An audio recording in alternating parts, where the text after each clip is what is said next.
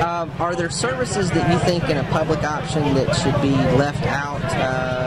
Some people mention things like laser eye surgery, gastric bypass, and things like that. They're very expensive procedures that many private insurers don't cover. Some do. What do you think that should those be included in a public option? If it's not surgery that need to be done, now laser surgery I believe should be in there, because that is a surgery that a person could go blind if they did not get the surgery on their eyes. And I think we all would love to see as long as we live. But for the bypass, that is a preference. That is bypass did not occur 20 years ago, and we live without it. And I believe today, if we take control of our health, as I say, preventive medicine, and look at the way we eat and the way we live, bypass is not, gastro bypass is not an option for, that should be covered under the insurance that he's giving us. Okay. Some people point to other countries that have had universal coverage for some time as a model. Even our neighbors to the north, the Canadians, have had universal coverage for some time.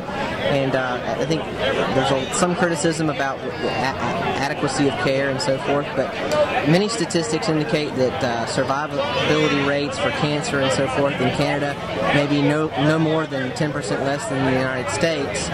So they're very, very close, but of course they're providing coverage for all. Are those, I guess, costs and benefits that you think that we kind of have to make arrangements for? We have to make some trade-offs, maybe not having the highest tech, but at least being able to cover everyone. Is that a trade-off you think we should be willing to make?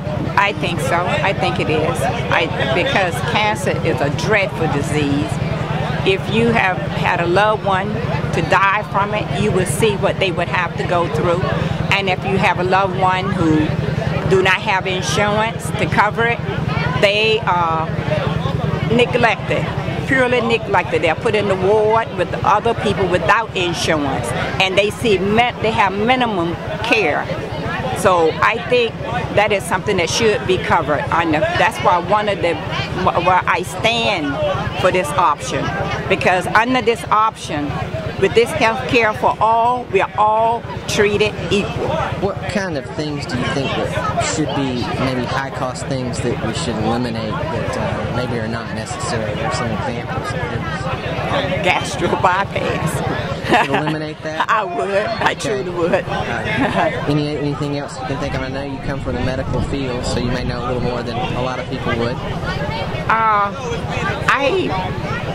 That is about the top of the list, because I know most of the procedure that is done on a person, nobody wants to have surgery willingly.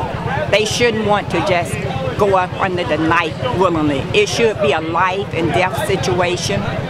And gastro bypass, if it's a life and death situation, then and they find that it's necessary as a life and death situation, then I believe it should be covered. But for people who feel that they just want to be small and lose weight, and this way they can't control their eating, I think that should not be covered. I think it's for the doctors to take a look at it and determine if this is a life and death situation. And if it is, then I believe the insurance company, that it should be covered under the insurance. Do you think that's a decision that the government would make, or the doctors would make? How would you see that? I believe the doctor should make that decision.